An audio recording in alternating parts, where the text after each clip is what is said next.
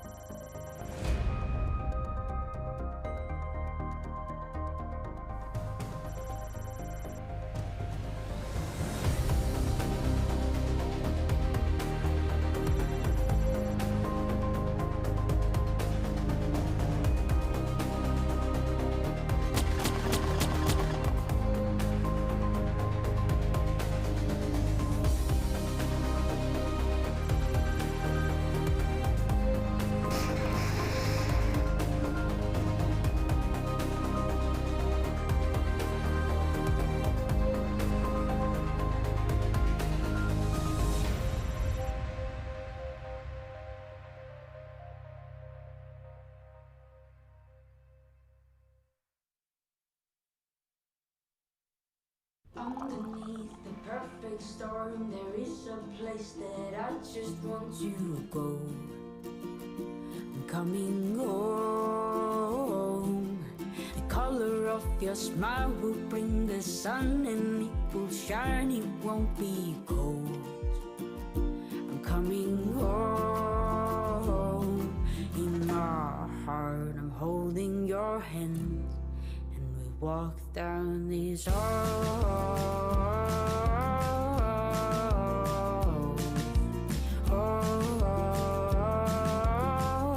where work feels like home. Swedbank. Coming home.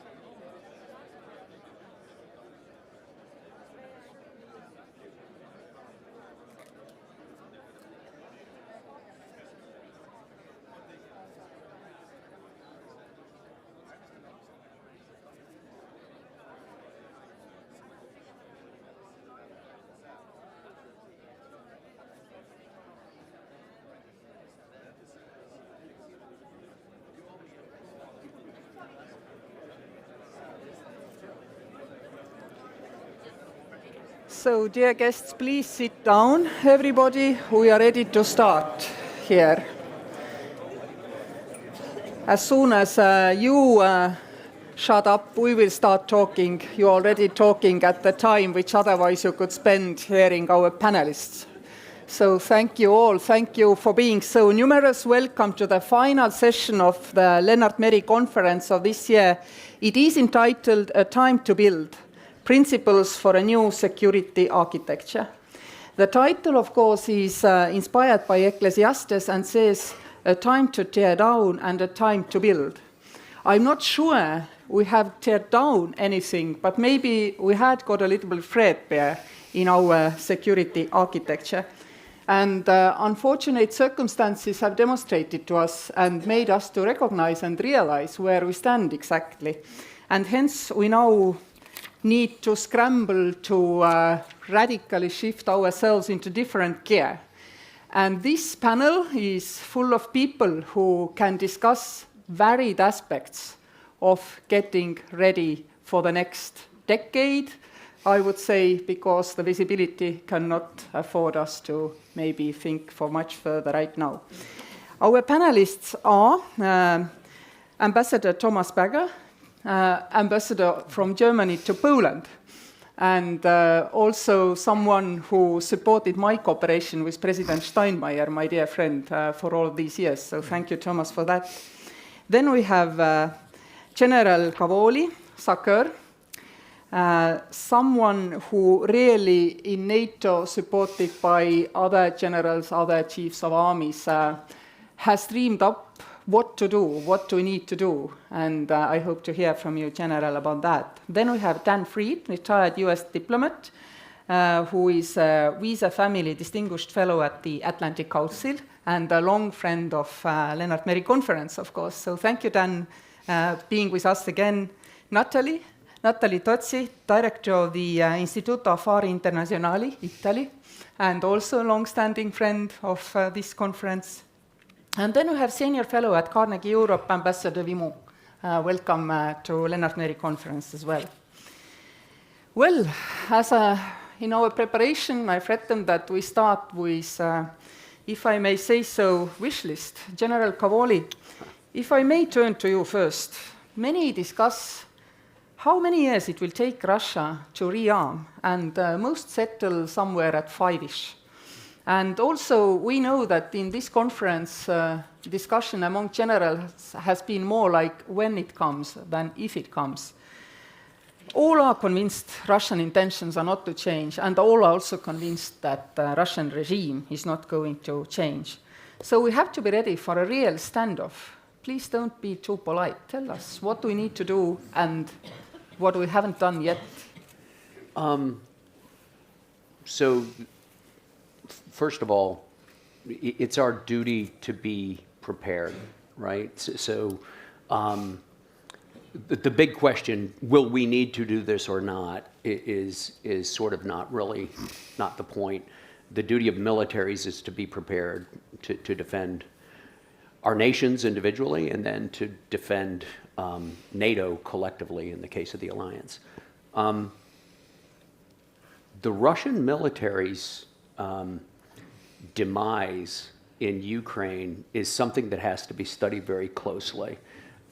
It has not been even. It's very easy to look and to think that the Russian military has collapsed or is in dire trouble, but in fact, it's been uneven. So the ground forces are greatly eroded. They have run into big problems, and they have lost a lot of people. They've lost a lot of equipment. On the other hand, they've also ingested a lot of people. And the Russian army, the ground force today, is bigger than it was at the beginning of this conflict. So it still exists.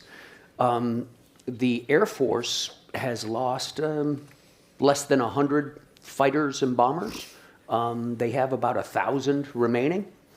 The Navy has lost almost nothing. Cyber has lost nothing. Space has lost nothing. So really, when we talk about the Russian military, we have to study it across all domains, and we have to be ready to deal with the Russian military into the future in all domains.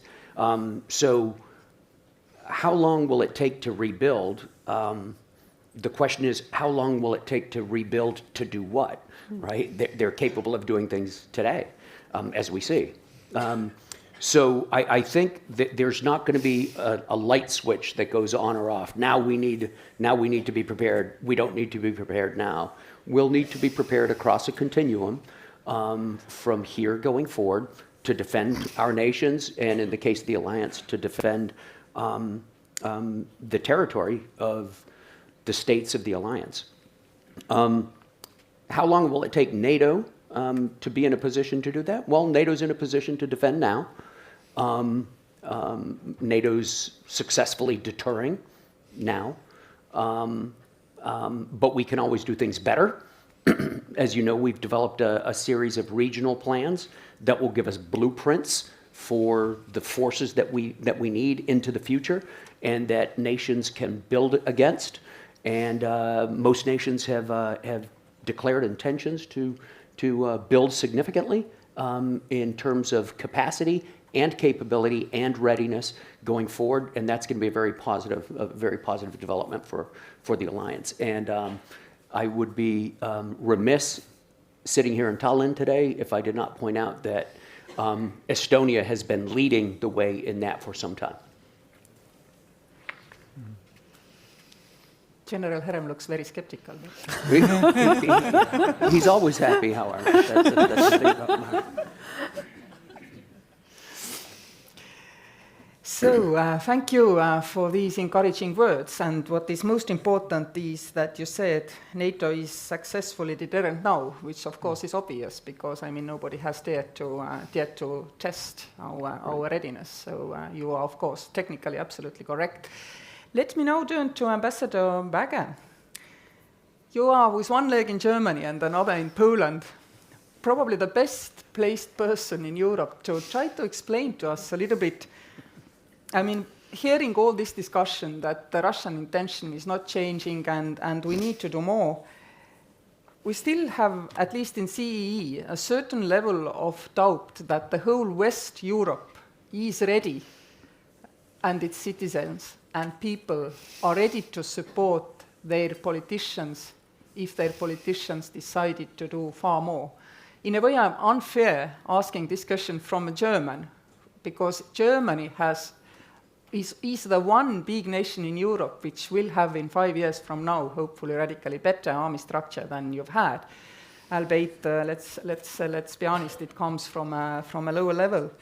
And in a way, you have done more in an understated way, and sometimes it has not been recognized. I definitely want to recognize it, but still, discussion, perceptions in Western Europe and in Eastern Europe. So please, Ambassador Bäge, help us to understand.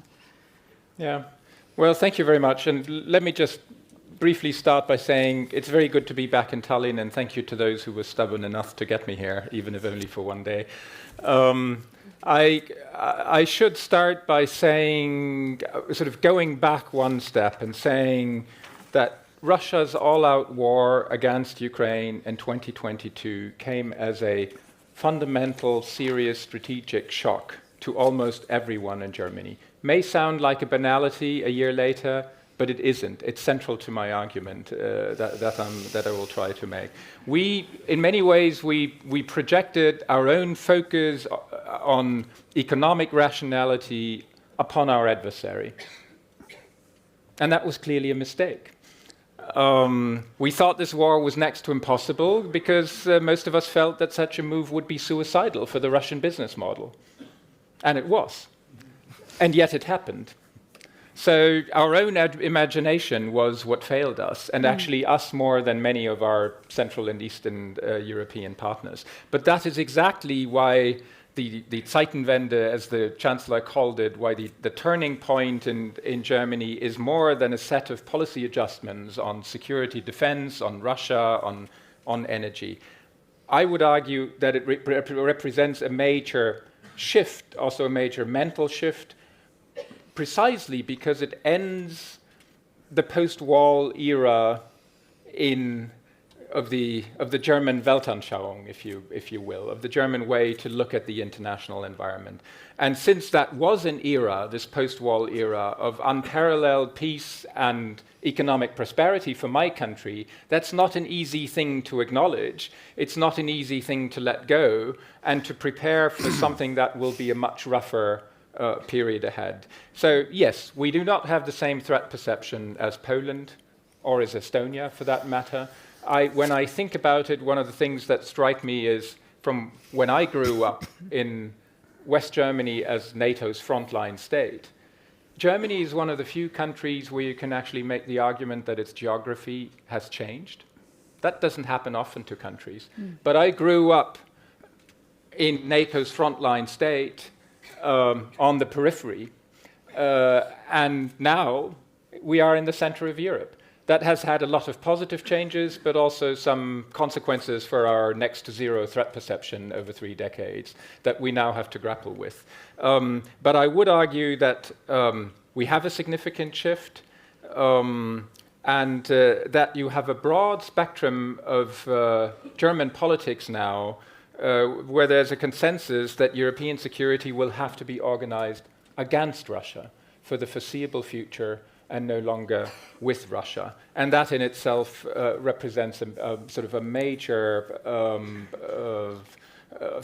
sort of not just policy shift, but really a shift of societal sentiment that politicians then have to work with responsibly, but also actively in the way you outlined. I'm not a great fan of Cold War parallels in this current environment, and listened carefully to the previous panel as well on what it had to say on the perspectives of other regions and what is happening in Europe. But I think there are some lessons we can learn from those days, sort of what I grew up with, what I studied in the pre-'89 days. And for example, that credible deterrence is actually the product of capabilities and resolve, i.e. political will. And I think my country now is on a path to correct what in hindsight, I would say was its biggest mistake, neglecting investments into its own strength, and that is above all military strength. But I would argue that we're also reassessing the dependencies and vulnerabilities that come from economic interdependence. And that is actually less a Russia debate, it's more a China debate as it plays out in my own country right now. So to put it differently, what kind of a security premium do we need to pay? Are we prepared to pay in moving away from an economic efficiency only prism that has brought us great prosperity over the past decades? And because much of our external economic interaction is governed by EU regulation, that is necessarily also a European debate. It's not just a German debate. But I would say you look at the opinion polls, depending on how the question is being asked, but you have a dramatic increase in support and approval for NATO membership. You have a significant support for higher defense spending in Germany, even, if you could say you would wish, certainly from Tallinn, you would wish for it to happen quicker, but it is underway, it will happen, and there is, I think, broad public support for it, and there is significant support for delivering heavy weapons to Ukraine. It's remarkably solid, despite a lot of noise that is being reported from the German public debate.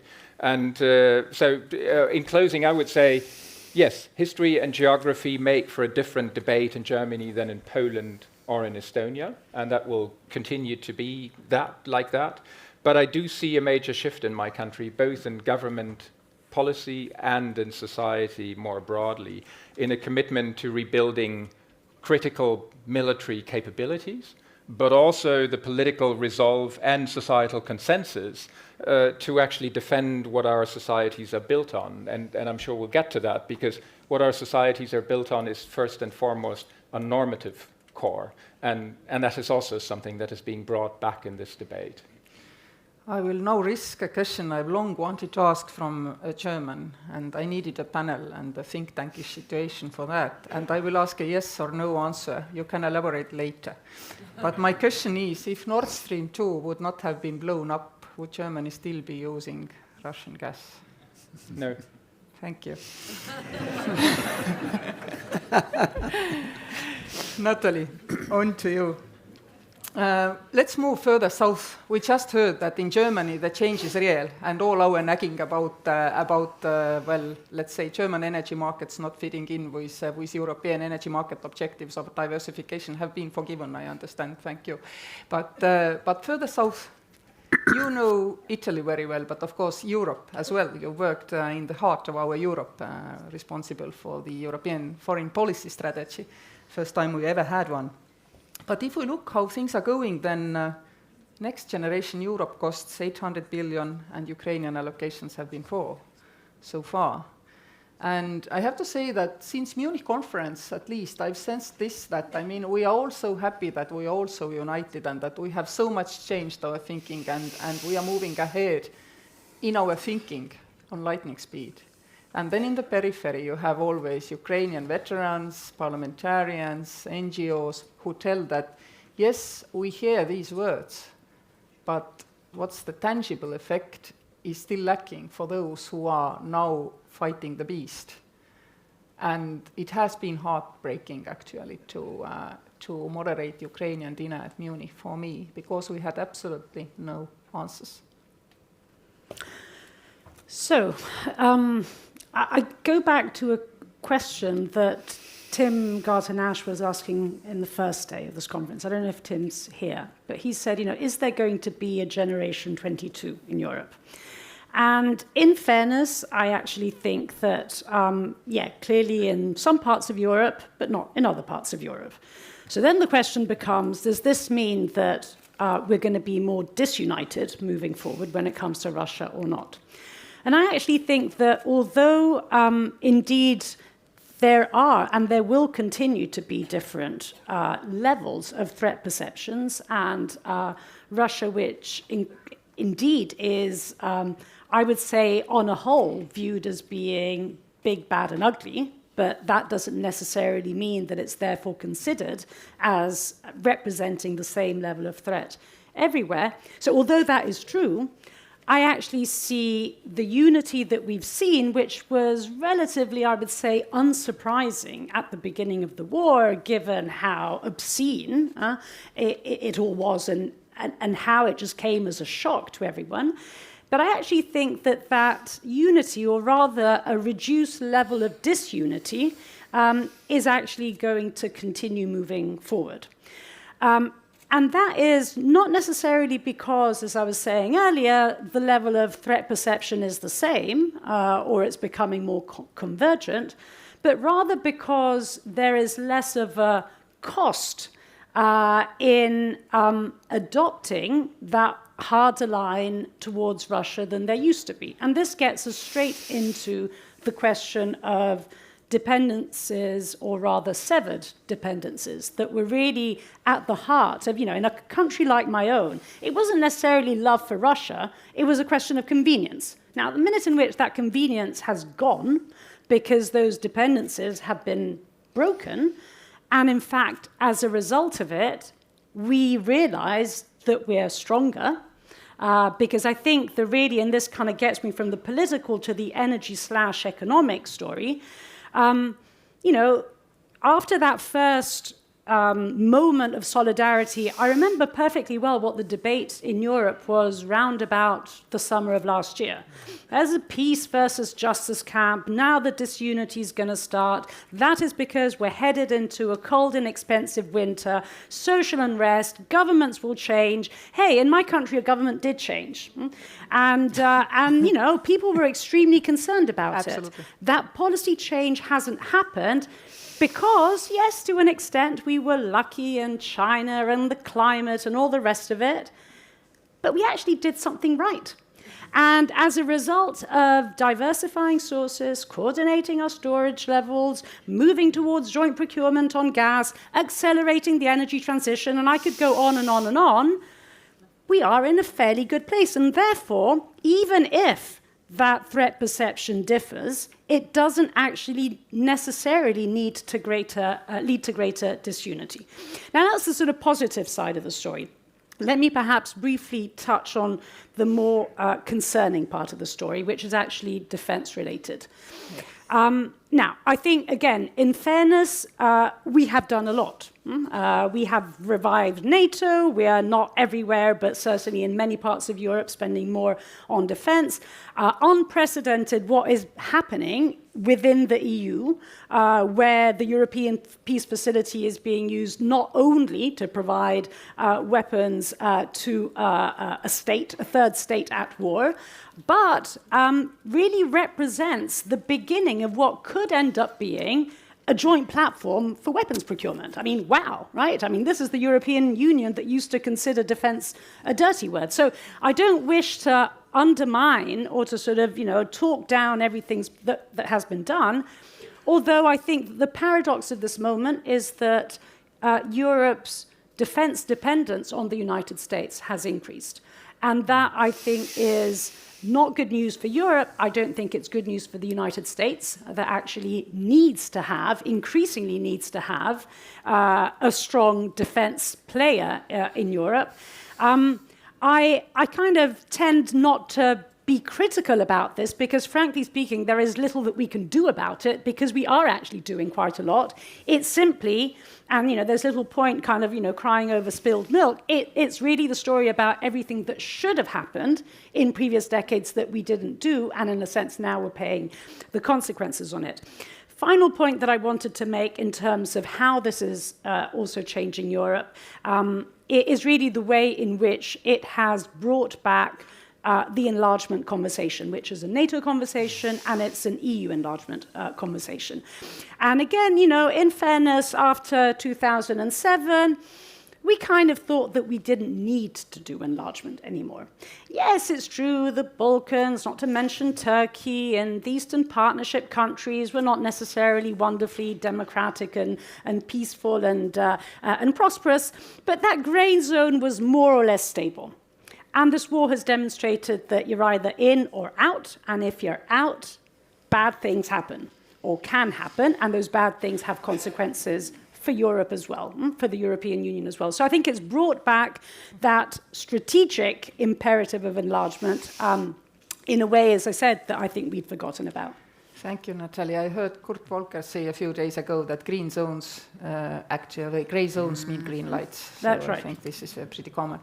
That's but right. Ambassador Vimont, I listened to all this, and we say, and Nathalie said, positive is the talk, negative is still, we haven't quite gotten there. And I'm a liberal market economist, and I tend to think markets are always right. And I was astonished that the defense industry took so long to get into any gear, to start producing cannons, ammunition, tanks, etc. And frankly, we are still sitting there. And if I look at the market perceptions, and yes, they may be wrong in short term, but middle and long term, they normally do not err. And they are not rushing to build new factories. Yes, a few are, Rheinmetall together with Ukrainians and so on. But overall, 2022, Europe spent less on defense than the year before, in real terms. Almost same in nominal terms, but considering inflation. So are we really sleepwalking into more tragedies while talking the right things? Could that be the case? Thank you, first of all, for inviting me and thank you for this great question. I would have two answers to your question on different level. One is let's look at where we were 10 or 12 years ago inside the European Union. I'm part of that generation. When coming into the French diplomatic service, there was one principle: never allow the Commission to get involved in defense and security. Keep them out.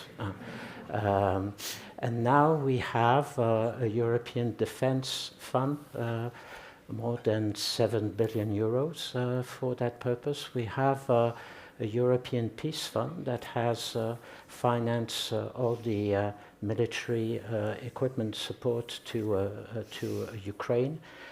And listen, here again, when I came into the European External Action Service, exactly on one of the first day when I was there, we had a delegation from the Sahel countries coming to see us.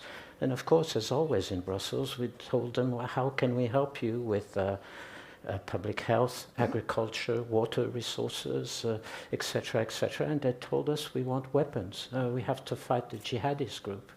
And we told them, no way. This was 2011. We're 10 years later, and we have this huge fund that is doing exactly that. So I think there has been progress. And from our defense industries, the message has gone through. Here again, 10 years ago, some of these great companies were just dropping their defense and security department. They were closing it because they had no support from public budget for what they were trying to do. The change is huge, and the change is huge even in the market and the stock exchanges, where suddenly defense industries have started to be looked at as maybe a real opportunity in the years ahead. That's the first point. I think we're moving in a new ground, and this is not going to change.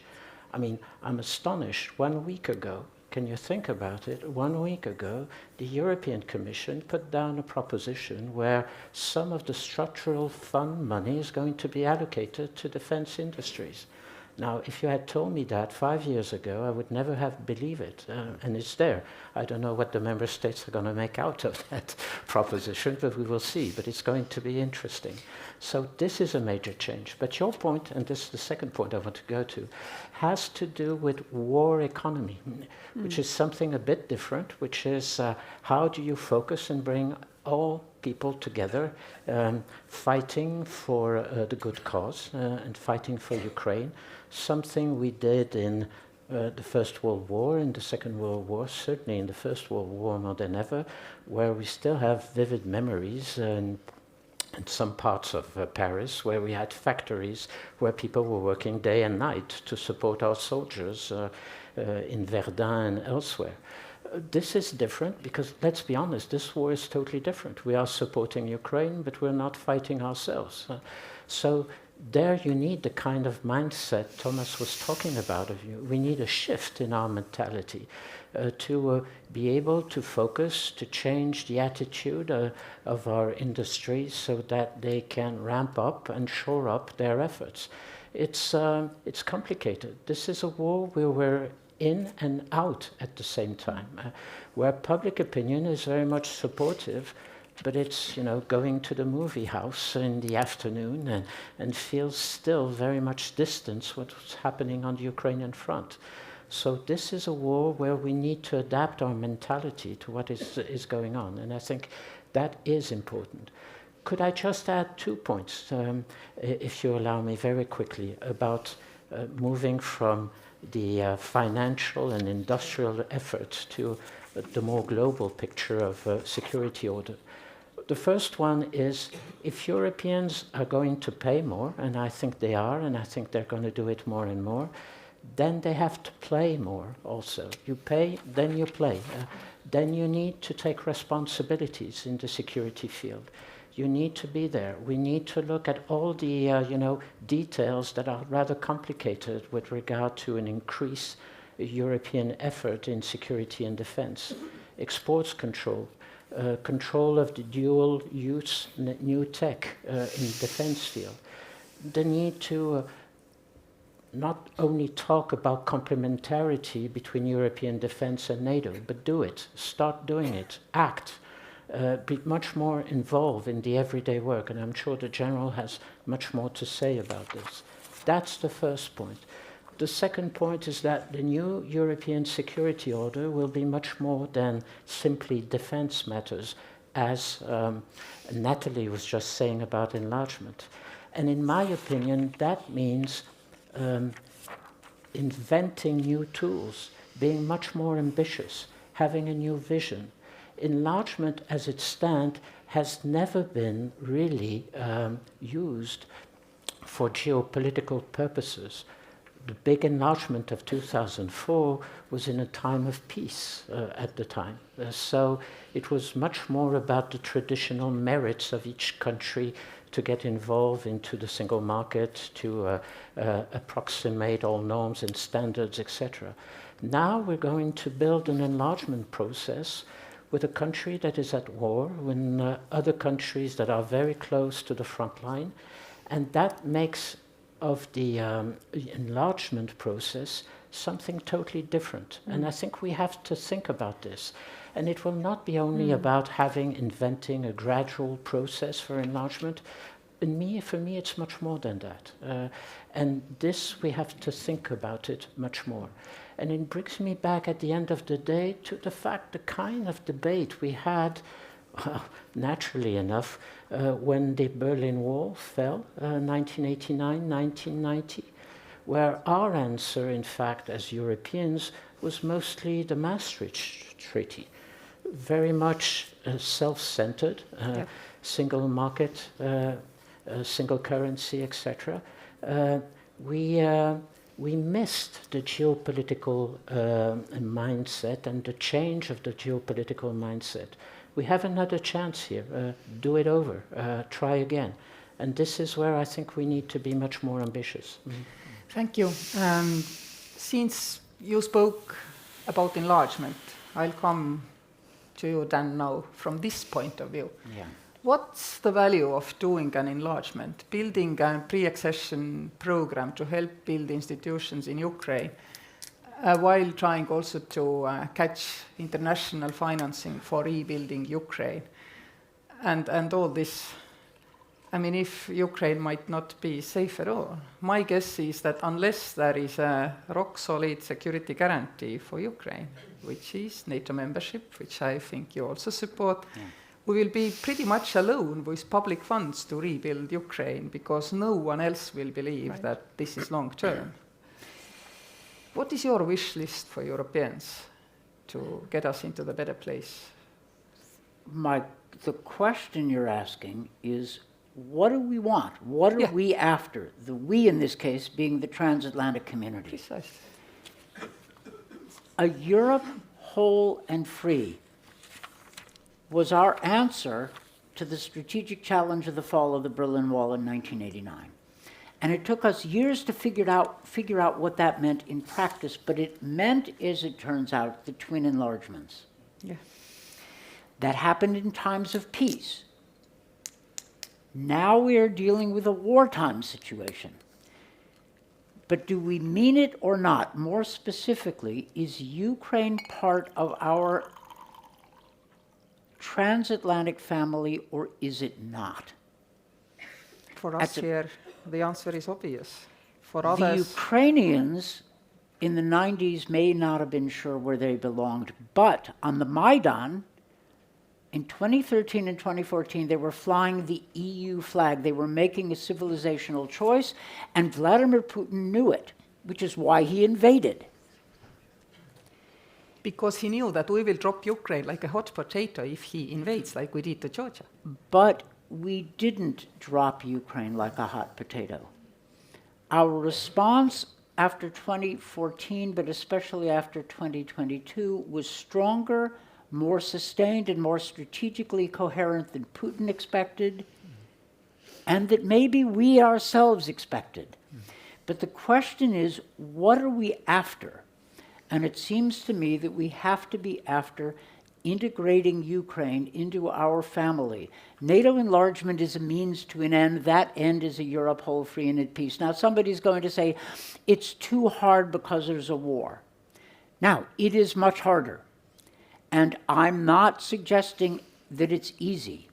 But Kurt Volker made the point, which you quoted, that gray zones lead to instability. And the way I would put it is, y'all enjoy the last 15 months?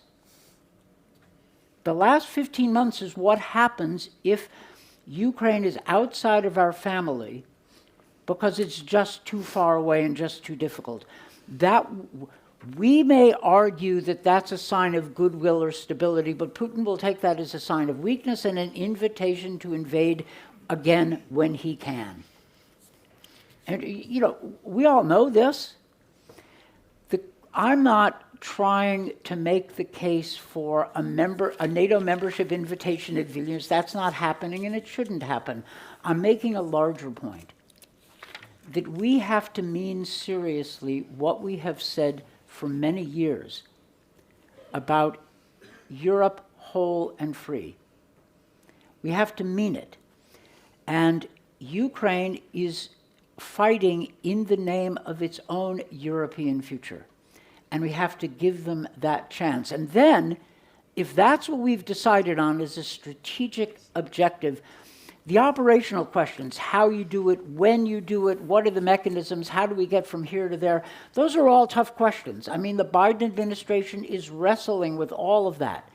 And I have a lot of sympathy for them because it isn't easy. But if we can be clear about the goal, then the operational difficulties may seem to me to be resolvable.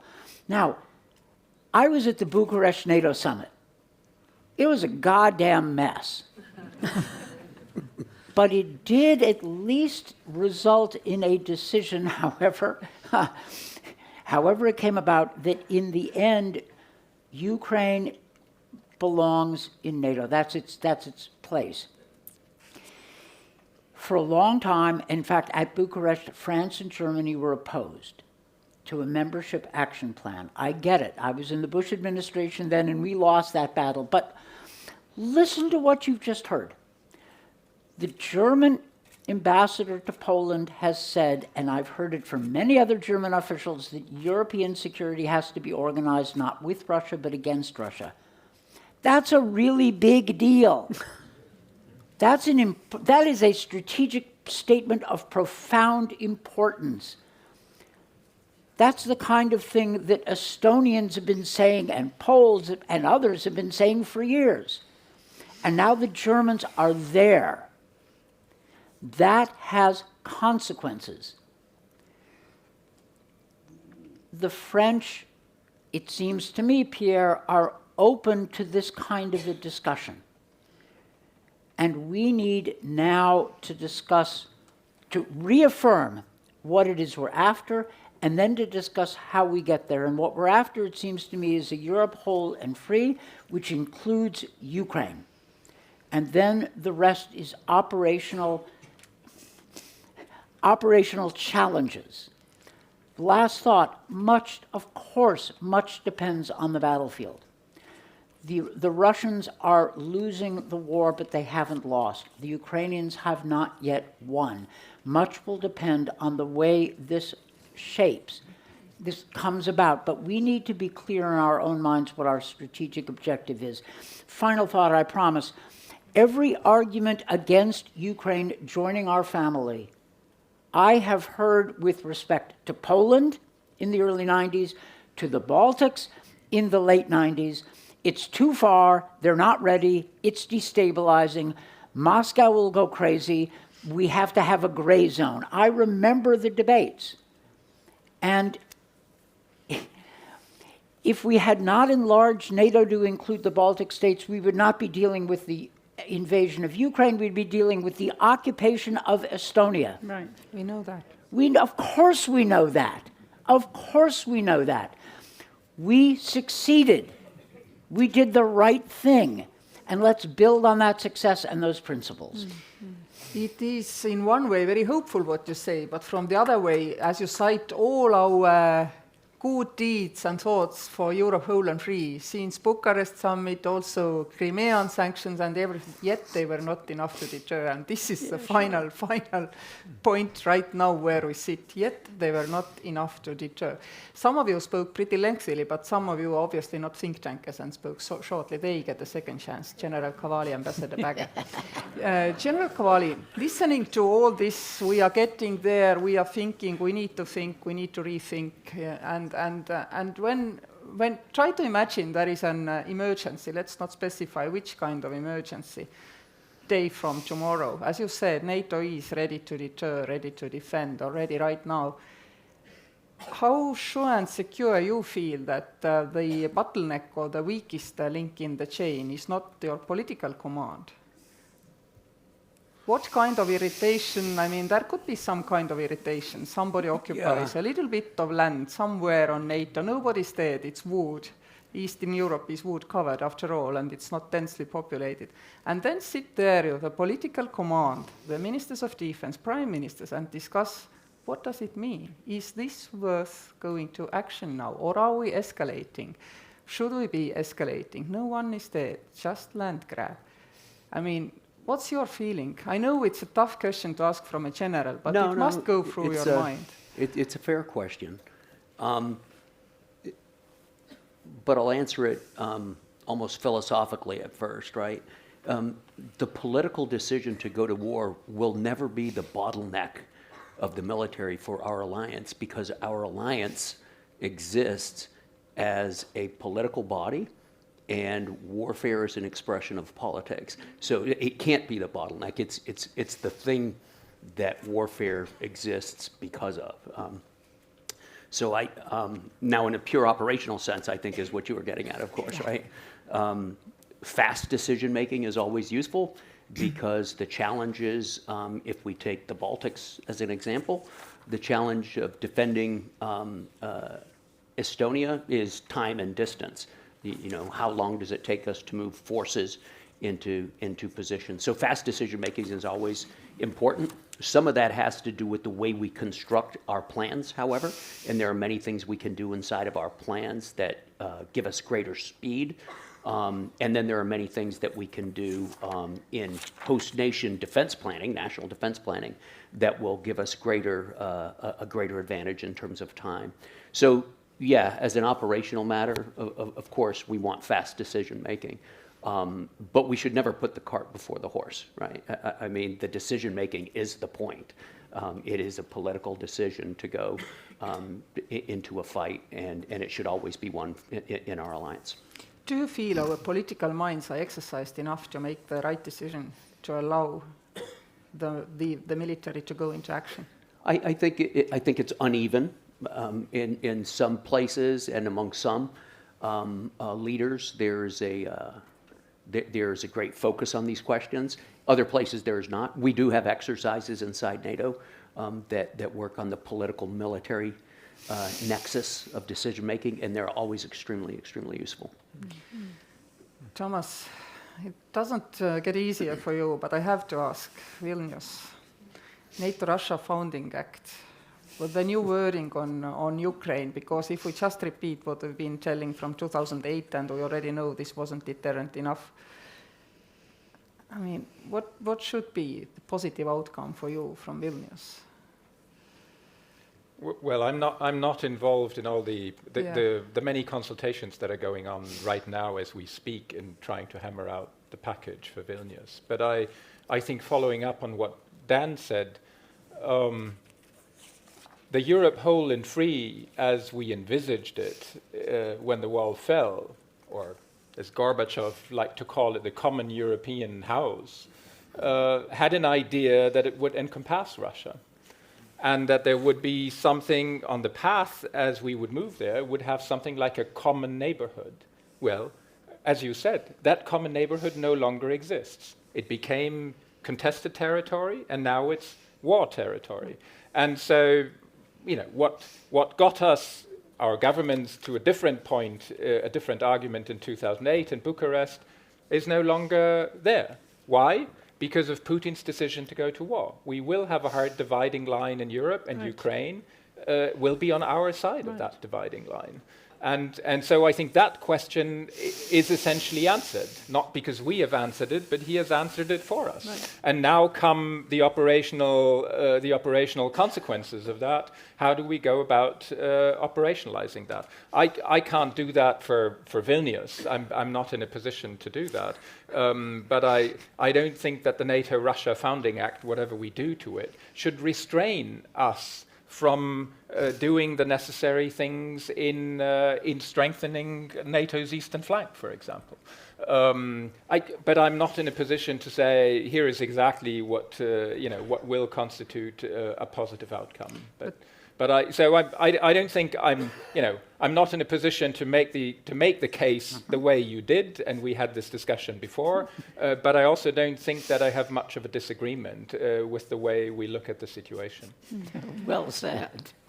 Yes, there are hands raised already in the auditorium, so let's find the microphones and open the discussion now. I think you get the prize for the first question there for speed, Kurt, please.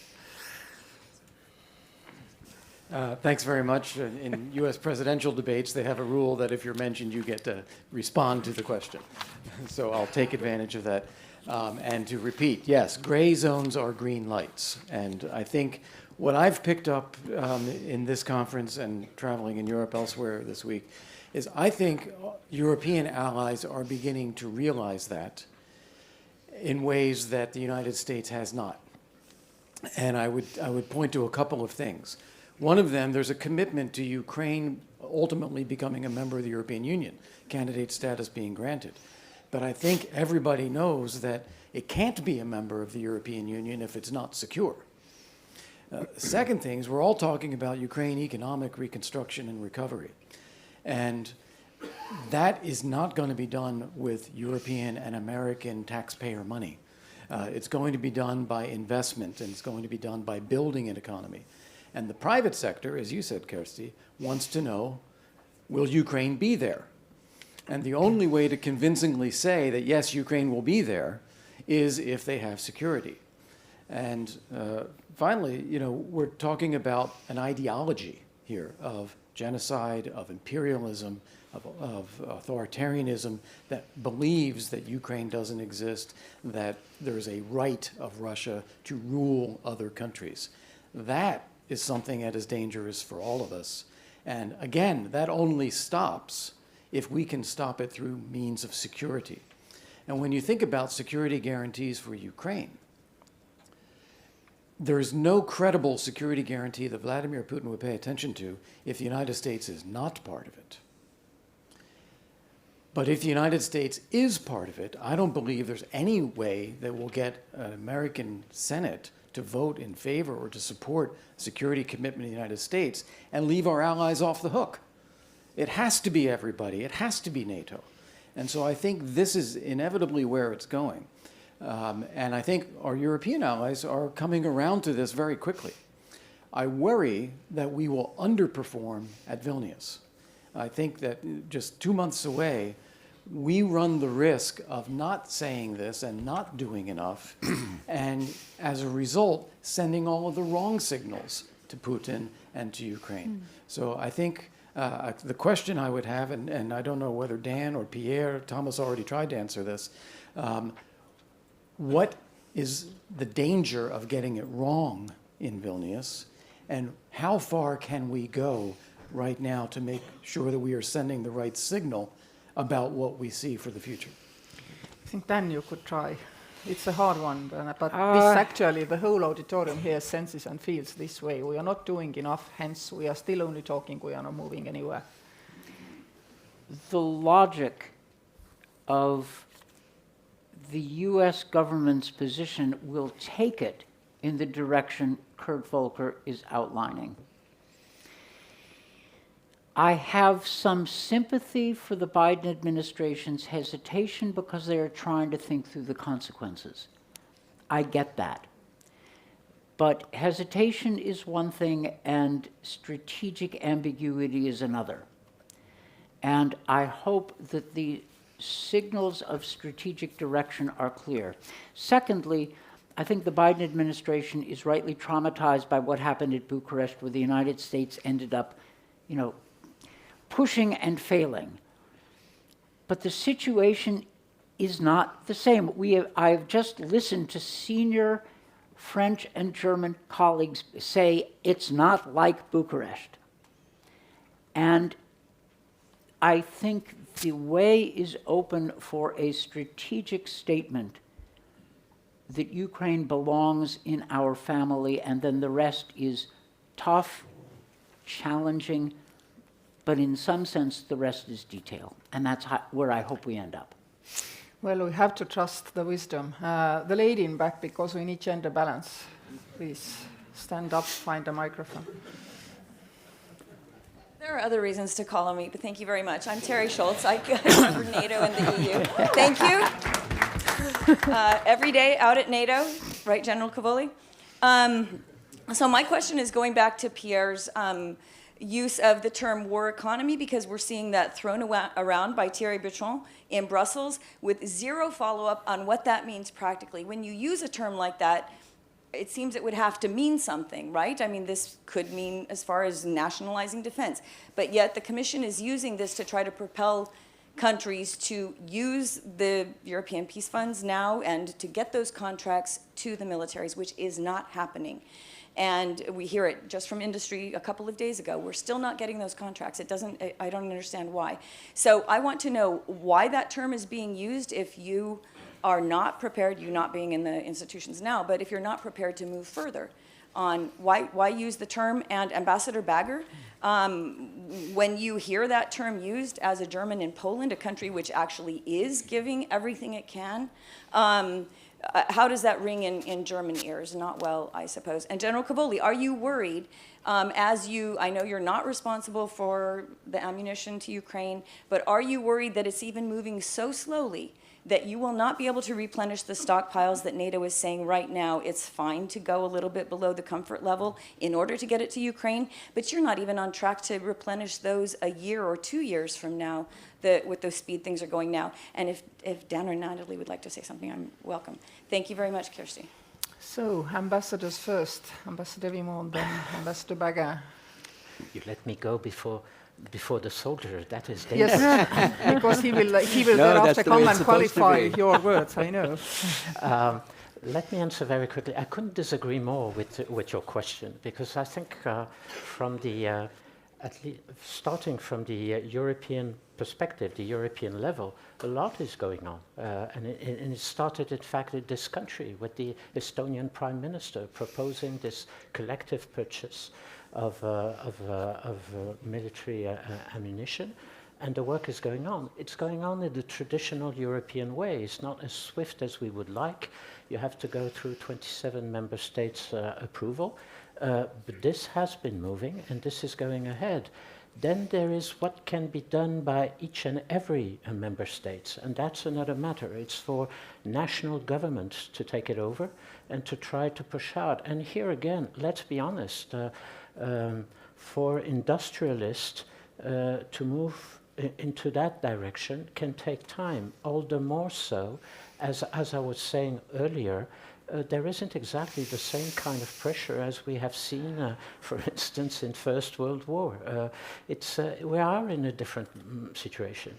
Let's be honest, there's a little bit of hypocrisy from all of us, because we're supporting Ukraine in the best way we can, but we're not, as we like to say, co-belligerent. We are not on the field, and therefore for our industries, it is here a big change and something that takes time, and we have to accept that.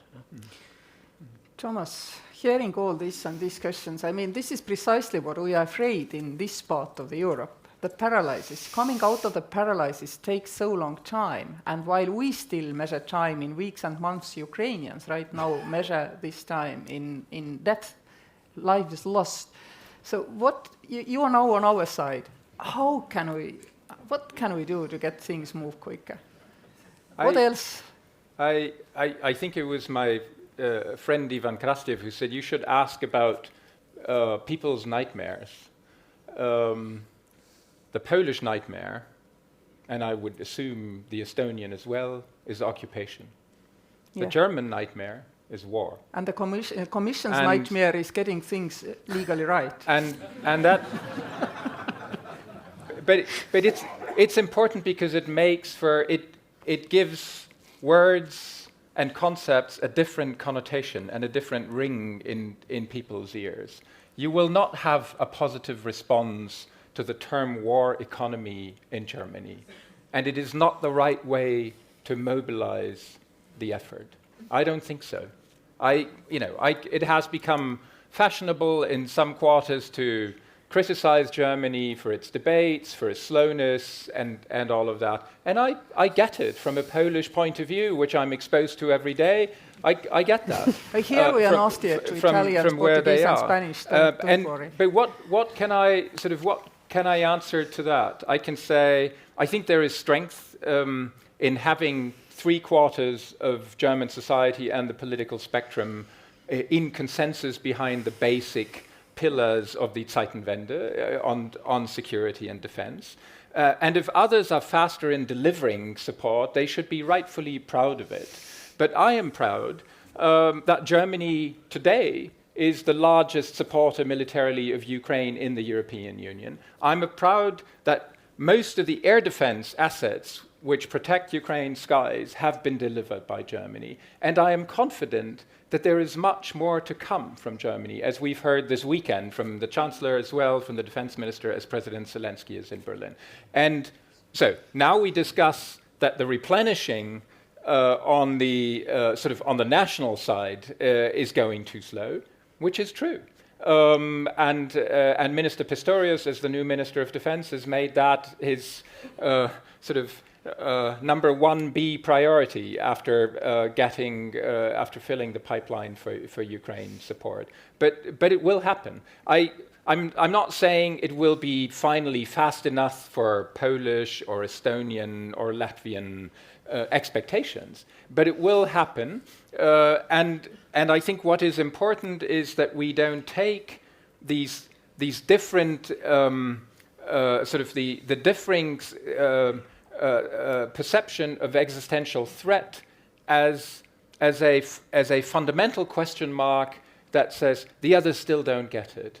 My point is we do get it, but you do have to understand that history and geography are immensely powerful teachers, and they have taught us different lessons. But we are part of one alliance, part of one European Union. So that is why we need that constant conversation. That is different in Italy than it is in Germany, and certainly as in Poland or in France. But we've actually been quite good at that. But we will not. So that's what I tell my Polish colleagues. There is a huge opportunity in the strategic alignment that you see because of the German Zeitenwende, where German policies are actually moving in a Polish direction. But there will not be full alignment. And right now, they obviously don't see the opportunity, or they don't grasp the opportunity. But it is there. But it's ours to make the most of it.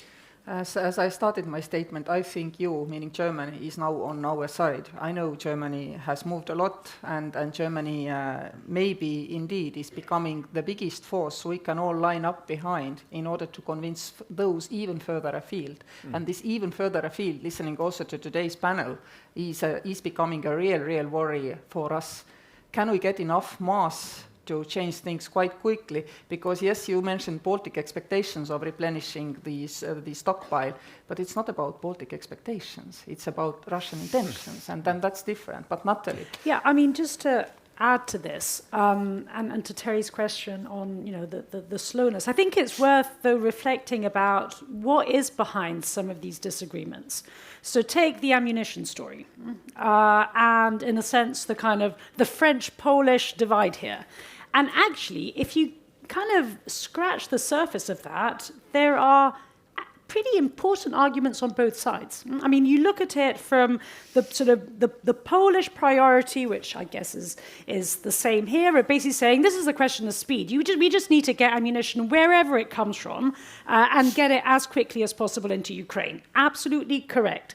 And yet, if we go back to this issue of the war economy, well, the war economy in Europe is about putting European defense industry on that war economy footing. And so there is merit in a sense. I mean, normally it doesn't come from me, but there is merit to a French argument that says we just need to make sure that that ammunition is European. We're not only buying it from elsewhere. So I think, it's worth reflecting about the fact that behind the slowness is not paralysis, but it is a question of finding the right equilibrium between two arguments, both of which are actually fairly compelling, precisely because there has been a Zeiten vendor all round, or there should be a Zeiten vendor all round. Likewise on this question of, using cohesion funds for weapons. I mean, this is not exactly intuitive, right? I mean, this is a Copernican revolution.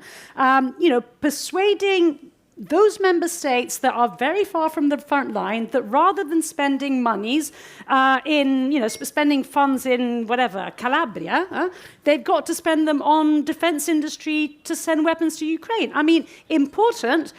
People like me get the argument, but it just takes time to make that argument compelling for everyone. Very last point, if I may, back to Kurt's point, which I think was fantastically important. Why is there a difference between that European consciousness and in the US? Of course, in one case, it is about you, the other case, it's about NATO, but also what's behind these two sets of enlargements.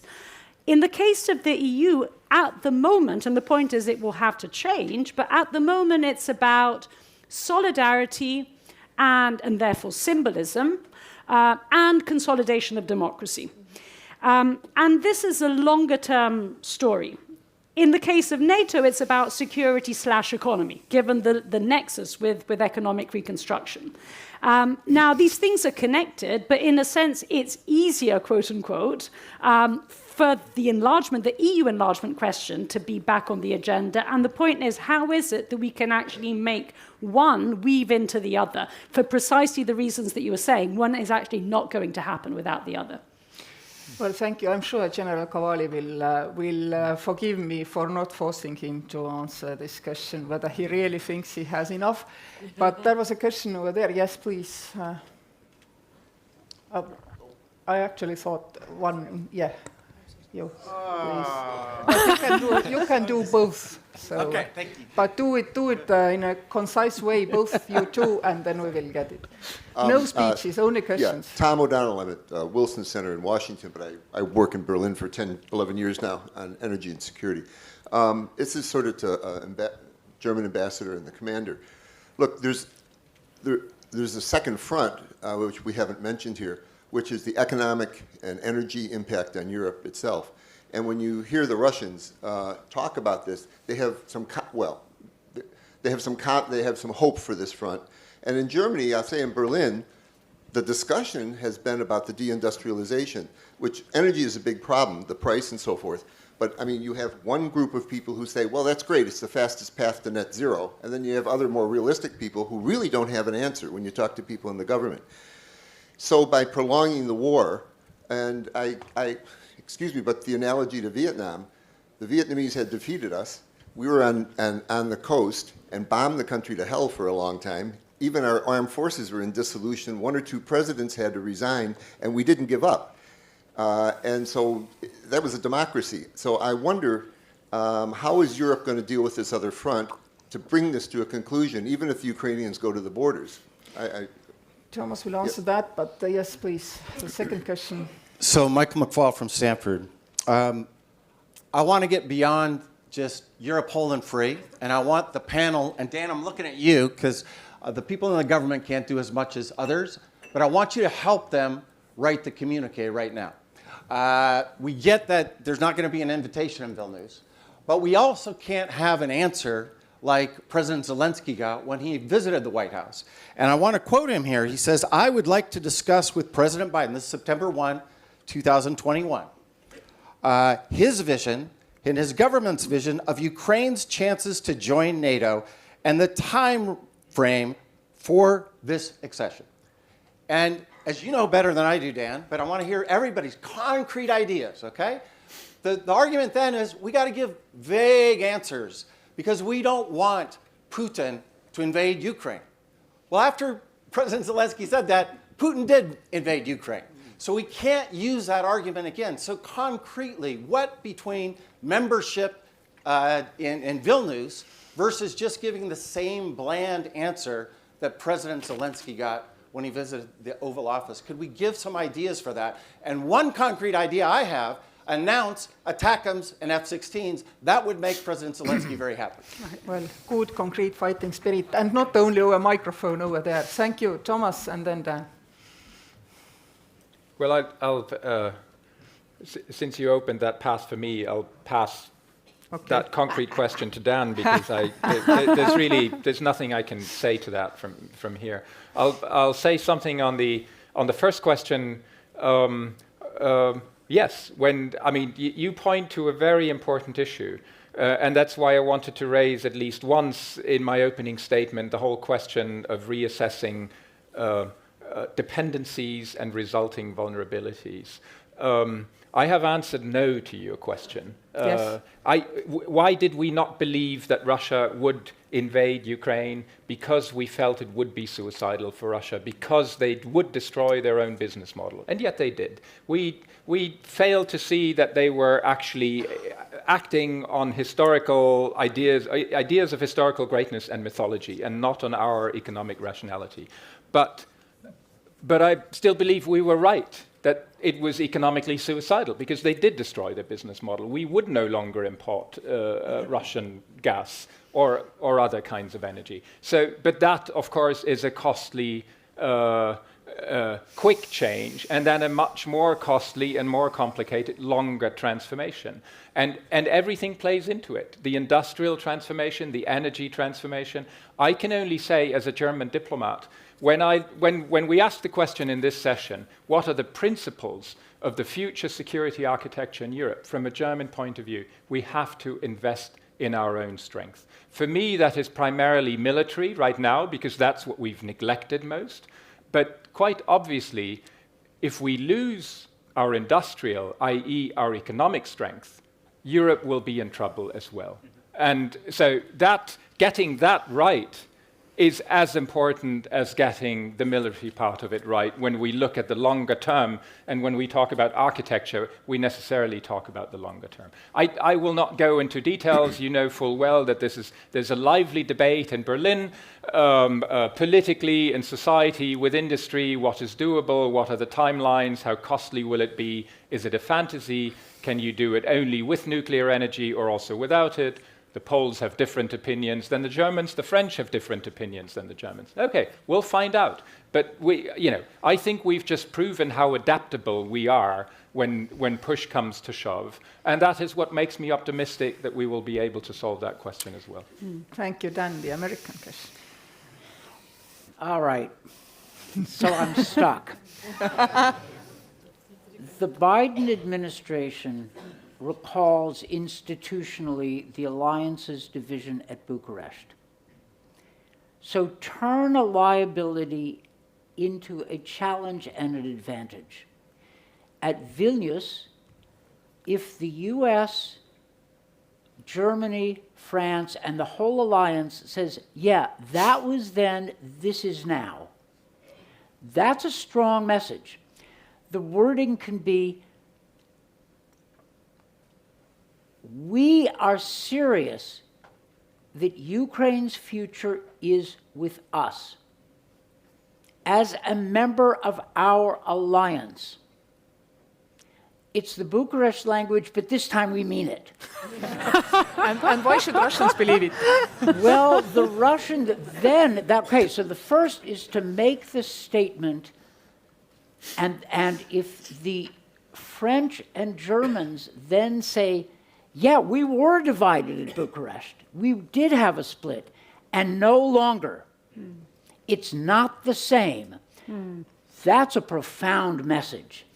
And that will the Russians will hear that, and then, the subtext is, we told you not to invade. You didn't listen, and what did you expect? But the second part is, and therefore what? You're not going to offer the membership now, so therefore NATO has to fill from the gap between where we are now and where we want to be with concrete programs, but in the context of an agreement about where we are headed. That's doable.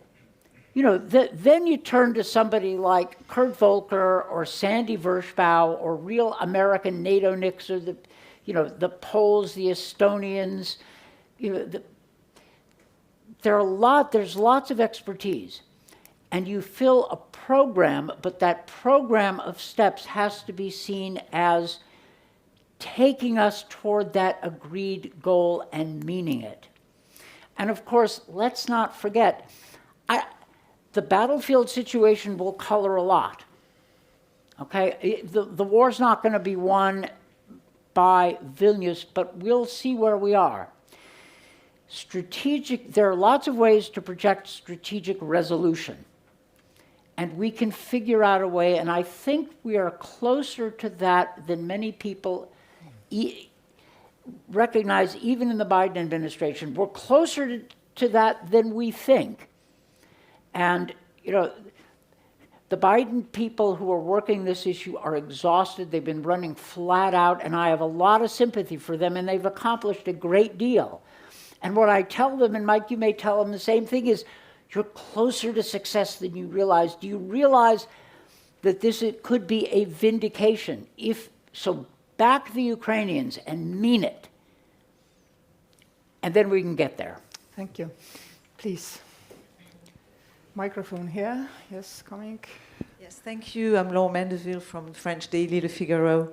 So I hear Dan Fried saying that he has the feeling that both the Germans and the French are actually now, in favor of, in Vilnius, asserting a position, asserting the fact that Ukraine is within the alliance as a family, that it's coming, it will be a member of the alliance. But, as a French journalist, I'm still feeling a very strong strategic ambiguity in France regarding the very issue of what we think about where Ukraine should be. And I would really like, Pierre Vimont to give his understanding of the French official position as we are, headed to Vilnius, because there's something which is still unclear, according to me, about that. Thank you. Thank you, indeed. I feel as well that comparing to the beginning of the year, French and Germans have moved a lot. But how far, Pierre? Somebody was saying in France a long time ago that you only get out of ambiguity to your detriment. So I'll be very careful. First of all... Then what is French nightmare? Nightmares, for Poland and Germany, what is French nightmare? I don't know. I don't know yet, but I will think about it. But first of all, Xavier Châtel, who has official function, said very brilliantly, I think yesterday at some point in a panel in NATO, that for France, Vilnius was important to show to Ukraine our support. And from all the discussion I've heard up to now, I think for me, the main message that must come out of Vilnius is that we are all united. And it seems to me that as we go on with those kind of narrative opposing each other all the time is the worst support we can give to Ukraine. Vilnius must be a show of unity from all the allies against the Russian aggression. It's just as simple as that, in my opinion. That's the first thing.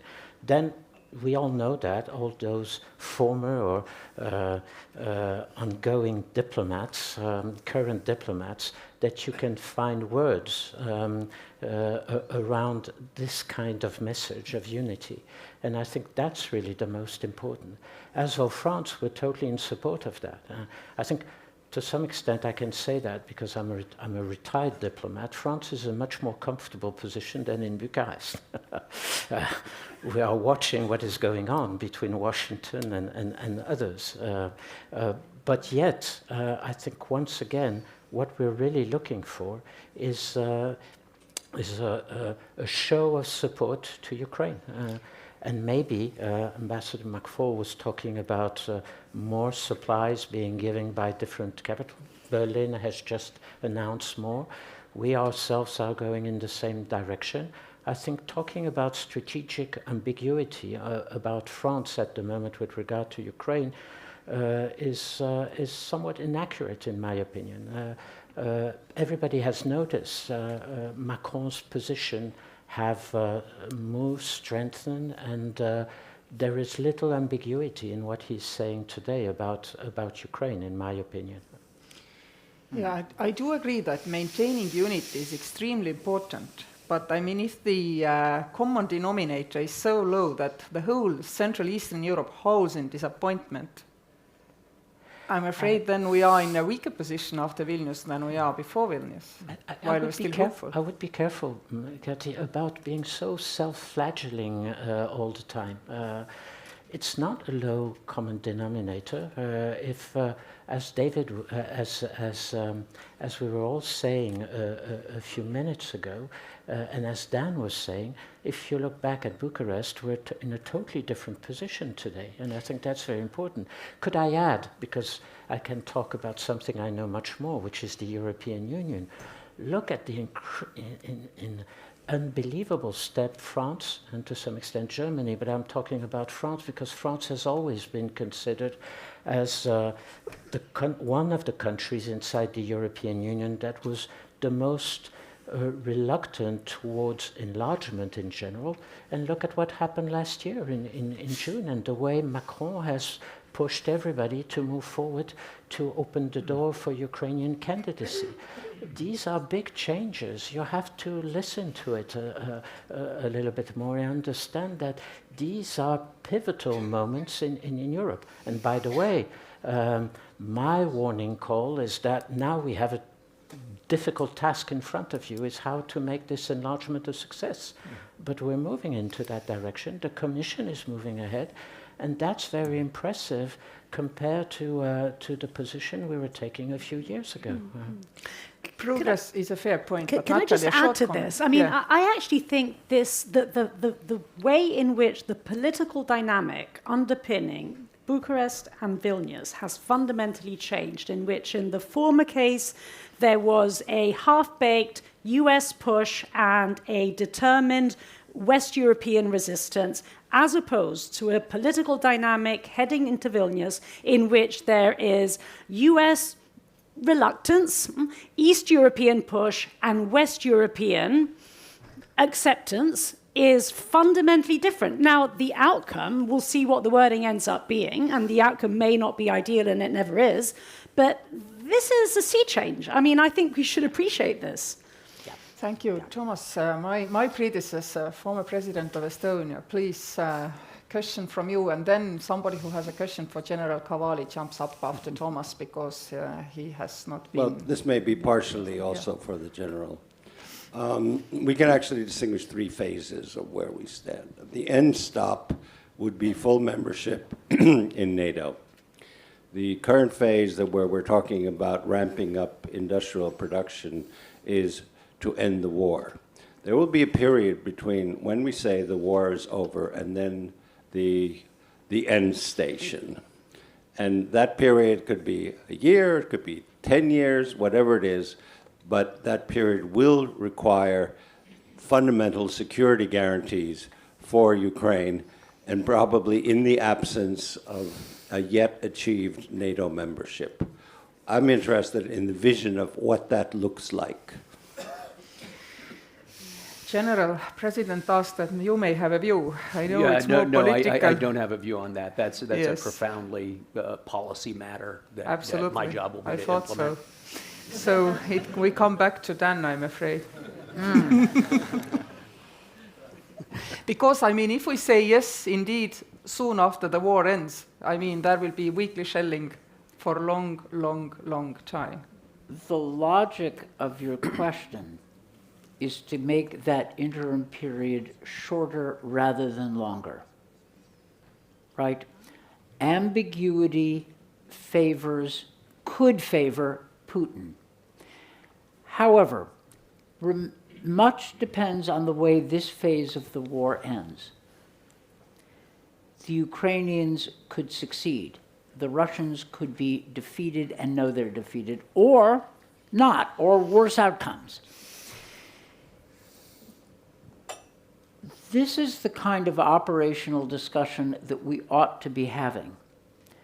We need, though, to bookend that discussion by solidifying where we are on the end state. And I think that that is possible. Then it becomes an operational question. There are a number of people who are talking about security arrangements with Ukraine that are not a NATO guarantee, but are helping them defend themselves, the porcupine strategy, the Israeli strategy. I don't want to slam those because who knows, we may have to live with them and I may have to defend them. But I much prefer to have them as interim measures toward the agreed, leading to the agreed endpoint. And by the way, the question about, the argument against Baltic NATO membership is Estonia is indefensible. Okay, Ukraine is defensible. We know that because they've defended themselves with only our weapons. Imagine what would have happened if the Russians had attacked and the US, the NATO air forces had given the Ukrainians backup. So these questions are answerable. They are, the general's right, these are profoundly strategic questions. They are for the political leadership of the country. But we're going to have to deal with this because Putin has forced us to, because he started this war. And we are now most of the governments in the alliance have been dealing with the day-to-day problem of defending Ukraine and have not had time to systematically think through the strategic implications. But the summits, both in Vilnius and Washington next year, right, are forcing us to do so. And I think we're closing in on something better. Messy, incomplete, awful in some ways, but I think we're going to get there. Thomas wanted to have a short comment, and then I will take two more questions. Fourth line here, lady in the second line, and then we are closing. Thomas, please. I just sort of, when I listened to the previous session on, I think Raja Mohan, who advised, the Europe to be more geopolitical. And I think that is one of the building principles of that future security architecture. But Putin not only forced upon us also that geopolitical question, he also forced upon us something else. Our societies do not carry their normative foundations just as convenient camouflage. Democracies, they cannot survive when they are cynical at the core. We may not live up to our values each and every day, but that doesn't mean that we don't take them seriously. Putin looked at us cynically as he looked at his own society and his own country, and he got us wrong. His own imagination failed him.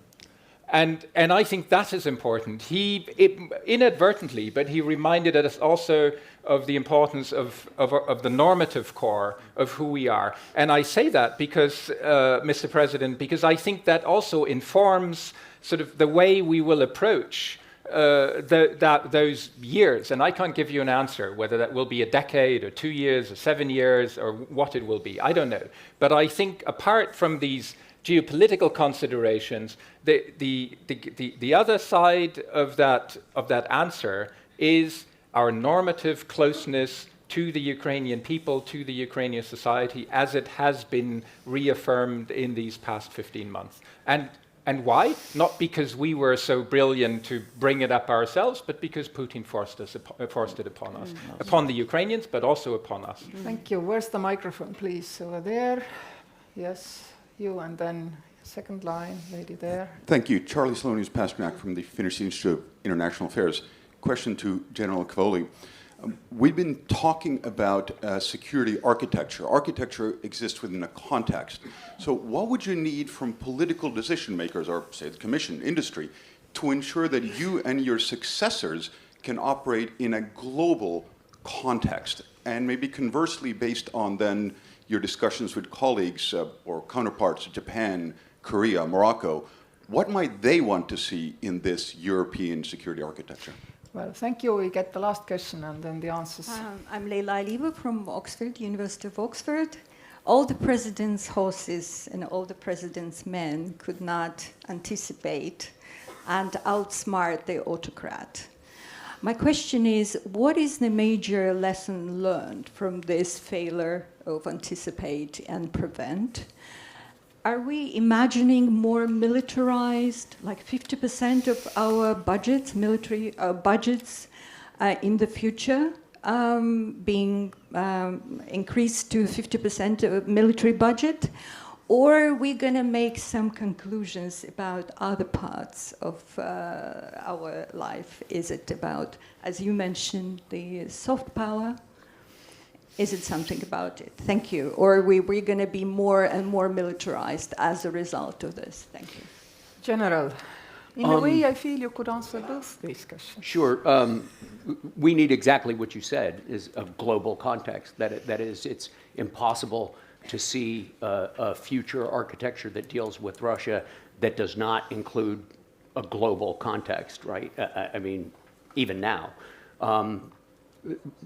Likewise with the People's Republic of China, and the two of them together especially create for us global problems. So I think the answer to your question, or my answer to your question, is embedded inside your question, which is that's exactly what we need to take a global approach. And that includes both at a policy level and architectures, as you were describing them, as well as military planning and approaches. I don't think there was a failure to anticipate. If we look back, the United States was declaring loudly to everybody that this was going to happen. Yeah. Thank you. Yes, but the spending question. Should we spend question? more, or could we hope to do something with the soft power? Take the spending more. 2% is a floor, not a ceiling. It's an aim. I think that when I look at the plans that we've developed and the force structure requirements that emanate from those plans, there's plenty of room for defense spending to provide readiness as well as force structure. There's plenty of room for greater defense spending. Let's remind us that only 9 member states did meet the criterion of 2%. If everybody did, there will be lots and lots of more leeway. But right. I tend to disagree with the thinking that even 3, 4, 5 would be militarizing our societies. I see my panel is nodding. So, when I served in the West German military in the mid-1980s, we were spending 3% plus of GDP on defense. That's right. And maintained an army of next to 500,000 men in uniform. And I did not have the feeling that I grew up in a militarized society. I would agree. I mean, the United States during the Cold War spent between 4 and 6% for decades. And I don't think it was a militarized Nathalie, society. you get the last short word, and then we were asked to kindly remove ourselves to the front line. So let's find seats over thereafter. So over to you, Nathalie. Leila, to your question, I mean, I think the lesson learned is that we need to take ideas and ideology seriously. And that is both our ideas, and this goes back to Thomas's normative foundations, but unfortunately also nasty ideologies elsewhere. And we cannot assume that our material rationality is going to do the trick. And that is, to me, I mean, the military point is the outcome of that realization, of that lesson learned. It's not the starting point, it's the end point of it.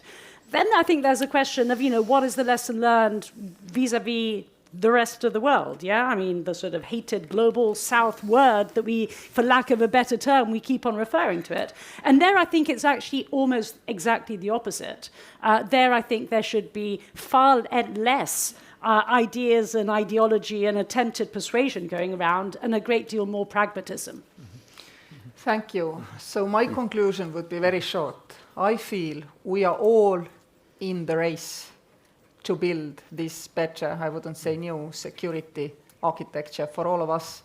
But we are very varied in our opinions, whether we are going to win this race, whether we are running quickly enough. And I believe this is very healthy that we are having this debate while we are racing in the same direction. Thank you all.